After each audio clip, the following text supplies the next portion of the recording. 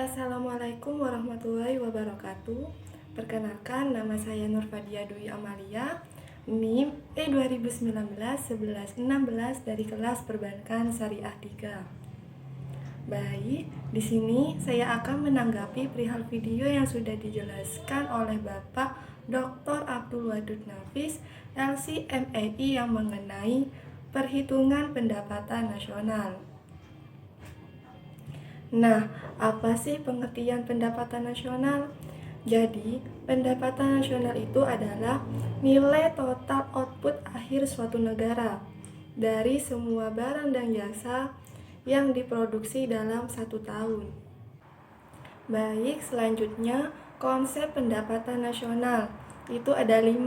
Yang pertama, produk domestik bruto atau GDP adalah jumlah produk baik barang maupun jasa yang dihasilkan oleh unit-unit produksi di dalam batas wilayah suatu negara atau domestik selama 1 tahun.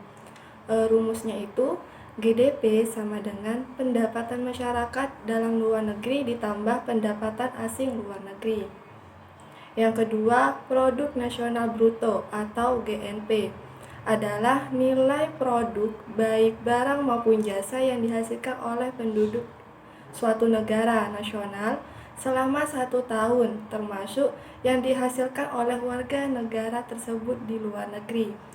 Rumusnya itu GNP sama dengan pendapatan WNI dalam negeri ditambah pendapatan WNI luar negeri min pendapatan asing dalam negeri. Yang ketiga, produk nasional neto atau NNP. Produk nasional kotor GNP dikurangi penyusutan barang modal. Jadi itu rumusnya NNP sama dengan GNP min D, depresiasi atau penyusutan barang modal. Yang keempat adalah pendapatan nasional neto atau NNI, adalah pendapatan yang dihitung menurut jumlah balas jasa yang diterima oleh masyarakat sebagai pemilik faktor produksi. Rumusnya itu NNI sama dengan NNP min pajak tidak langsung. Yang kelima, pendapatan perseorangan atau PI adalah jumlah pendapatan yang diterima oleh setiap orang dalam masyarakat, termasuk pendapatan yang diperoleh tanpa melakukan kegiatan apapun. Rumusnya itu PPI sama dengan NNI min pajak perusahaan min iuran min laba ditahan min transfer payment. Nah, apa sih transfer payment? Transfer payment adalah penerimaan yang bukan merupakan balas jasa produksi, melainkan diambil sebagian dari pendapatan nasional tahun lalu, seperti pembayaran dana, pensiunan, dan tunjangan pengangguran, dan juga sebagainya. Rumusnya itu DI sama dengan PI min pajak langsung. Baik, selanjutnya macam-macam metode perhitungan pendapatan nasional. Itu ada 3. Yang pertama, metode pendekatan nilai produksi. Maksudnya itu menjumlahkan barang atau jasa yang diproduksi oleh seluruh usaha, baik itu BUMN maupun UMKM, pada suatu negara dalam waktu setahun.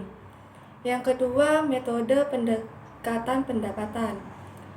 Itu adalah dengan menghitung jumlah pendapatan dari berbagai faktor produksi yang memberi sumbangan terhadap proses produksi.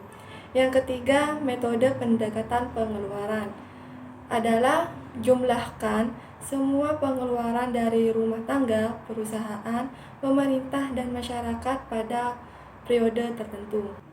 Selanjutnya, pendapatan nasional dalam perspektif ekonomi Islam.